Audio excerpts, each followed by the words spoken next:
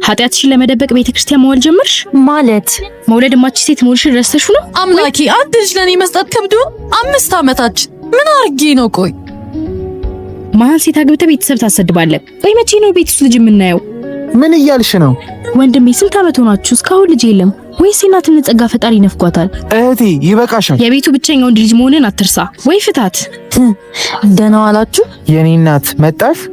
ኃጢአትሽን ለመደበቅ ቤተክርስቲያን መዋል ጀመርሽ ማለት መውለድ ማቺ ሴት መሆንሽን ረስተሽ ነው ወይስ አስታውሱኝ ነው? በቃሽ እህቴ። እውነት ነው ተሳስቻለሁ። እውነታውን ሳታቂ ፍርድ እየሰጠሽ ነው። ታዲያ እውነቱ ምንድነው? ሚስቴ መሃን አይደለችም። መውለድም አልችለው ነኝ። አዎ መሃን ነኝ። ባሌ መውለድ ስለማይችል መሃን ነኝ።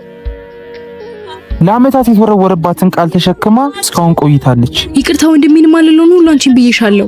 የወንድሜን ጉድለት አንቺ ላይ ሳይቻለሁ። ስንቷ ሴት ናት በባሏ ምክንያት መሃን የተባለች? ስንቷ ናት በሷ የተሳበበው? ልጅ የፈጣሪ ስጦታ ነው። እሱ በፈቀደ ሰዓት ይሰጠናል። እኔ ይቅርታ አድርጌልሻለሁ። አንቺ ግን ሴት ነሽ። ከመፍረድሽ በፊት አስቢ። ነገ ምን እንደሚያጋጥምሽ አታይ።